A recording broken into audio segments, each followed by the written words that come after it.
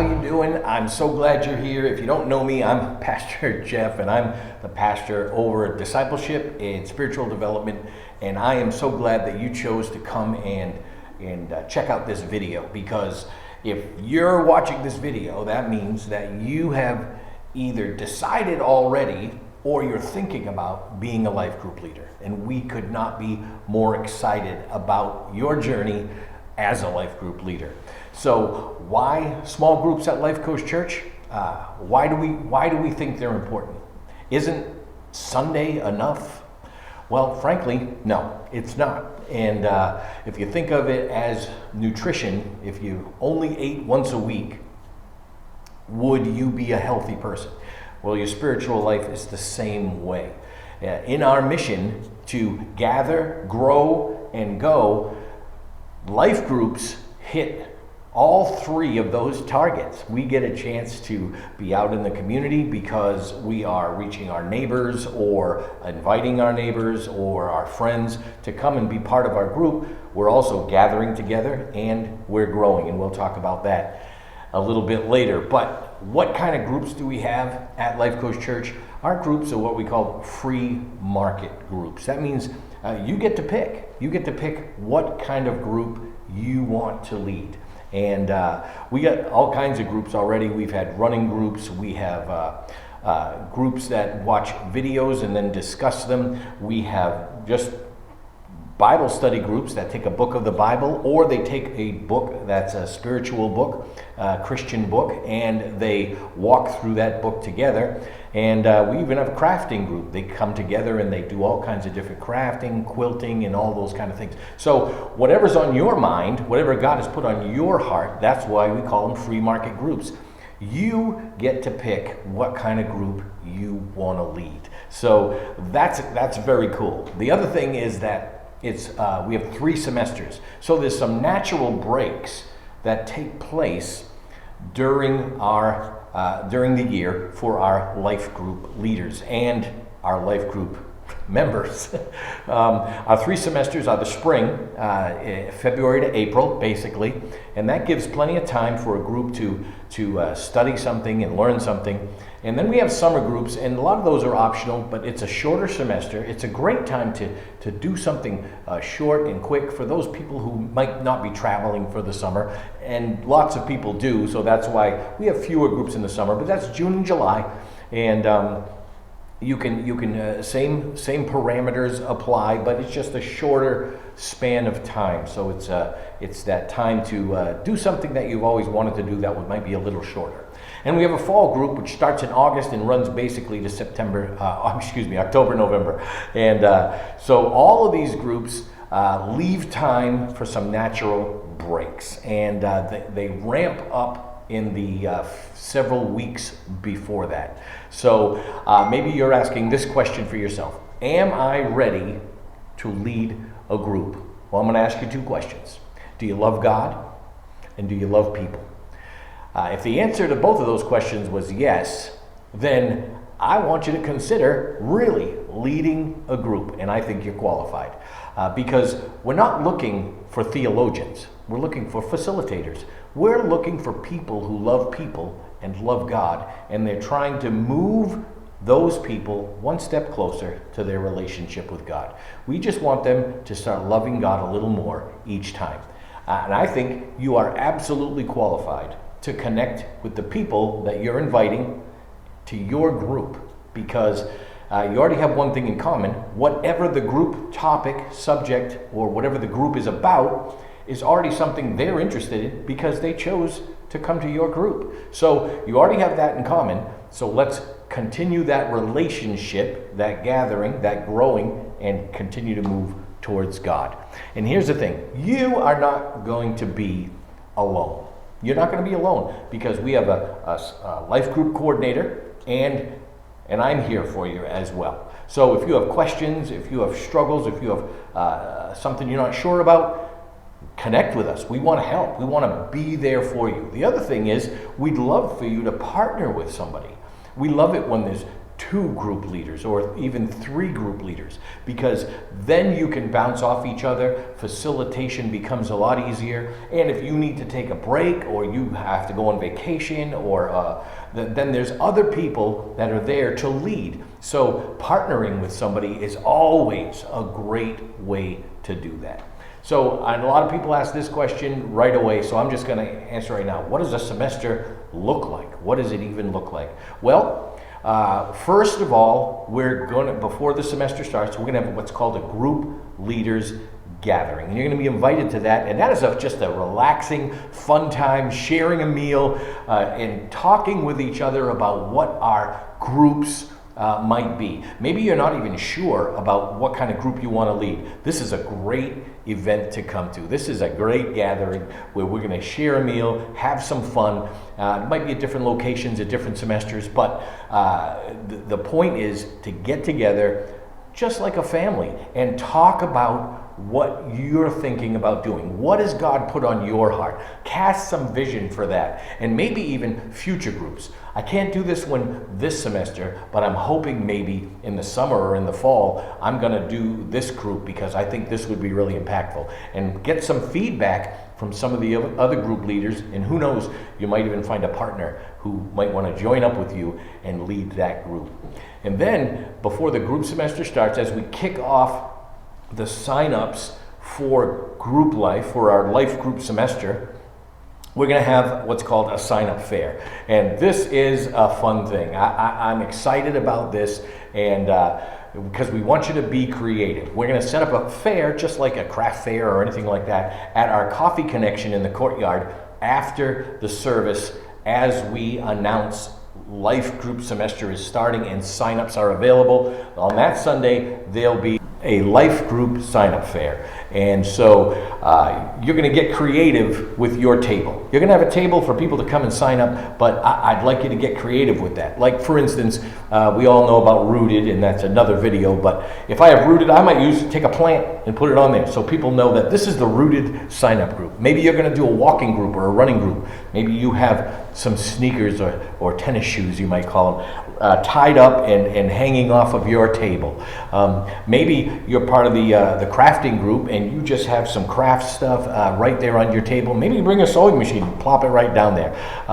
Maybe you're going to do a fantasy football group, and you just bring a football, wear your uniform. Anything goes in the group, in the sign-up fair, life group sign-up fair. So I'm looking forward to that, and if you're going to be a group leader, you get to be a part of that, and that's going to draw people over to come and ask you about your group, and they'll get excited about it because you're excited about it.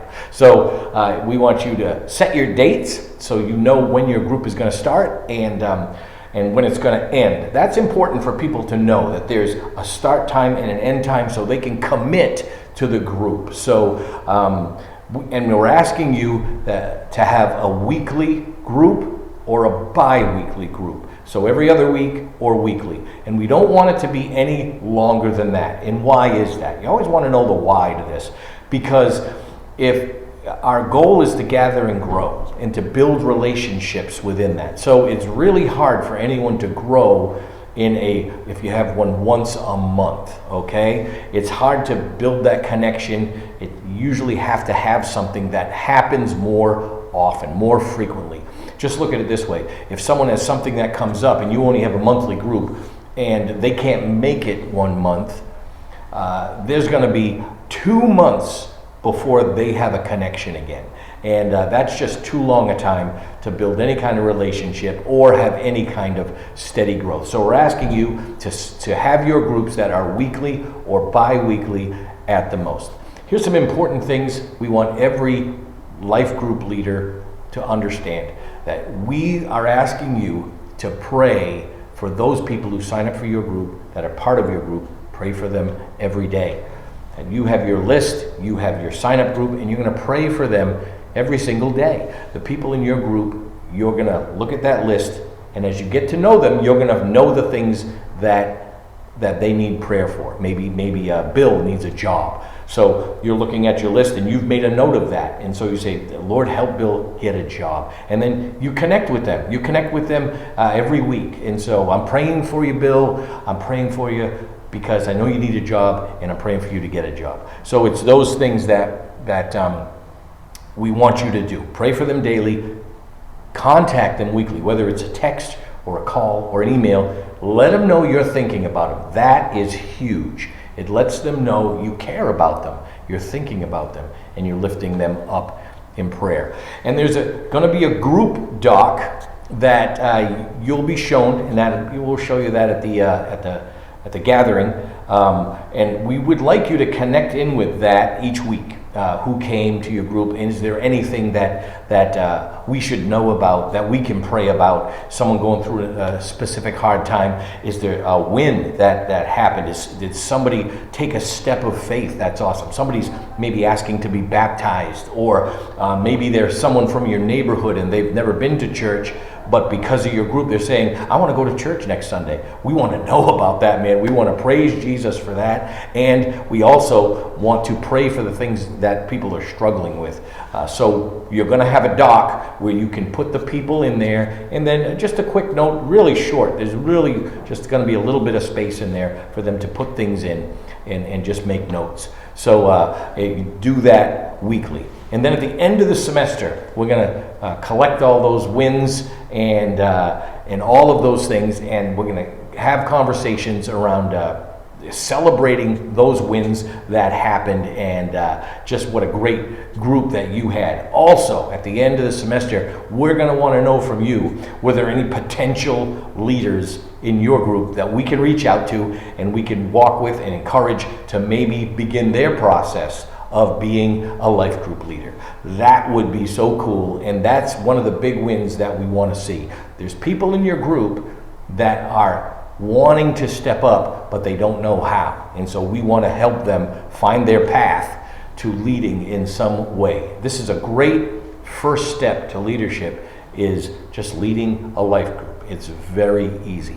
So the next thing I want to make sure is that every group has a spiritual component. Remember, I mentioned some groups that didn't sound very spiritual. Walking group, running group, crafting group, fantasy football group. These groups don't sound very spiritual. So we want to make sure there's some kind of spiritual component. We'd like you to add something that we like to call a fresh word. Add that in there. And as a leader, all we're asking you to do is find a verse. Maybe you have the YouTube version Bible. It gives you a verse of the day. Maybe you pull that verse of the day, you read it, and you just think of a question or two that you can ask off of that verse. Ask the question, let them give their answers, and then do whatever your activity is. Get that activity going, whether it's walking, whatever. Let them think about that question, and that's, you pose that to them. Think about this while we walk. Think about this while we're doing our crafts. And then at the end, got any closing thoughts? You got anything came to your mind while you were thinking about this stuff? And get their feedback, and maybe give some closing remarks. So whatever God puts on your heart. You see, we want facilitators, not theologians. So we're just asking you to get them thinking about the Word of God, prayer, and their spiritual journey with the Savior. So that's all we're looking for, that spiritual component. Now, some of you are going to have outright Bible studies. That already has a spiritual component to it. But we also want you to think about being a facilitator, not necessarily a theologian. Some of you are much more qualified to answer questions and to give direction within the Word of God. Awesome. That's great. You're in the right place, leading a Bible study, leading a life group that is focused on Bible study. Awesome. We love it. But some people don't feel qualified, and we don't want you to feel like you can't lead a group, but we want you to bring a spiritual component. And then also look for assistance. We want you within your group to find someone, give people an opportunity to step up and be committed to the group in a little bit of a deeper way. What do I mean by that? Maybe they want to host. Maybe the group is going to be at their house. Maybe they can host the group. It doesn't have to be every week. Maybe they do it every other week or whatever it is. You can find someone who's a host. Maybe you find someone who's an admin person, right? You can find someone who can send the emails out or the text out to remind people each week what the group is. Maybe you get someone who's in charge of food or snacks or whatever. If you have a food component in your group, that someone's in charge of that. You're looking for those people who are willing to step up because they'll get ownership in that group if they have a function within the group. And you might just be finding your next life group leader. The other thing, very important, we don't talk about business, and we don't have guest speakers that come in that are not approved by myself. Talk with our life group coordinator or one of the other pastors, because it's really important you don't bring somebody in who doesn't line up with our fundamental basic beliefs. We don't want people to get confused and go down these other roads. So no guest speakers, no surprise video teachings, no books that have not been run through the staff here at Life Coast. We're not controlling, but we're protective. And that's an important aspect to understand. We want people to understand the values, the biblical values that we have, the basic beliefs that we have, and you can check all those things out on the website, but run any books, videos, or even people who are coming in to speak. Run it by us. So most of the time, they're great. Every once in a while, there's one that we're going to caution you about, and so that's really important. So no business, no guest speakers, no surprise books. Just walk with us in it. We want to walk with you. Next thing is your atmosphere and the people within your group. Now, what do I mean by atmosphere? How do you set up your group? Is it good for conversation, especially if you're a group that's in a home or maybe you're having it at the family center? How do you set it up for the best participation? For the most people to be able to engage. When you see someone sitting off to the side, off in a corner, I'm going to say, encourage them. Come on back in. Come on back in and sit in with us. We'd love to hear what you have to say. Encourage them to come into the group. Some people are not as comfortable engaging with other people, particularly if you have a group of people that they may not know each other. They've signed up because of the topic and because of you, and they might not know anybody else, so they won't be as comfortable engaging in that. So they'll want to kind of disengage and just step right up, be the leader, and say, come on in, we're all going to be here together, we're all doing this together. The other thing is the people who sometimes take over, either verbally or with their how they engage, how they have an attitude for things. They take over, and so we want them to be to help you walk with those kind of people. You may have to take them aside, or maybe say, let's hear from somebody else. Thanks, we love your input, but we want to hear from other people. It helps people to understand, the other people in the group, you recognize that they're trying to take over or they're over talking, and that you really value the opinions and input of the other people in the room. So hopefully every once in a while you get someone who might go a little far and you have to pull them aside and say, can we just rein it in a little bit and let other people engage? It's less about telling them to stop talking and more about showing them, let's let other people engage as well. Everybody's here to give input. So if that doesn't work, you can always contact me or our life group coordinator, and we can help you with that. We're here to coach you, to walk with you, to encourage you, and we're happy to enter into that part of if there's an issue or some kind of tension going on. We love to help you with that. It's rare, but it happens, and we just want you to be aware of it. If you're going to step into this role, we want to encourage you that we're here for you when those kind of things happen. So here's the thing. Lots of people say, how do I get people to come to my group? Well, we talked about the fair, right? The sign-up fair. That's a great way. And we are going to be putting putting up on the screen on Sundays. There will be, we're highlighting different groups each week and the weeks running up. But the best recruiter for your group is you. That's all there is to it. It's you. You're the best recruiter for your group. I cannot say that enough. If you want to get people to come to your group, invite them. Invite your friends in your community. Invite your coworkers. This can be just as evangelical as it can be growing. Invite people from church that you connected with. Invite people that you know would be interested in the subject matter, whatever it is. If you're doing a Bible study on, say, 1 Peter, and you know that someone's been asking questions about that, go invite them. If you're doing a life group that's fantasy football, and you know people talk about football all the time, invite them into your group.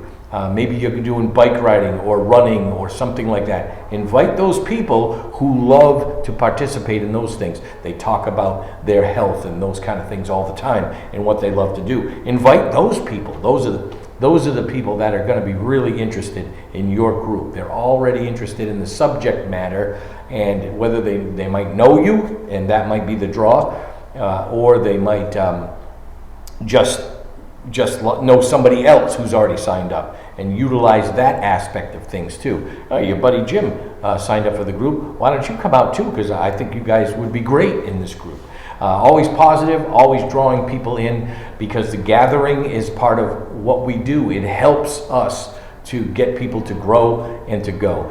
You have to start with gathering. That starts with relationships, and that's a very important aspect of gathering. So you're the best recruiter, and and if you're partnering up with somebody to lead the group, both of you, or three of you, or however many there are, you guys are the recruiters. And so go out and recruit for your group. And last thing is, I think you're going to be an amazing life group leader. And I cannot wait to have you come over and to be part of our group life gathering. I want to hear all about it. I want to hear what God's put on your heart, and I'm excited to see you start recruiting people to be part of your group. Man, this is going to be a great semester, and you get to be a part of what God's doing. Love you so much, and I'm excited for what your group is going to do in the kingdom of God. Bye-bye.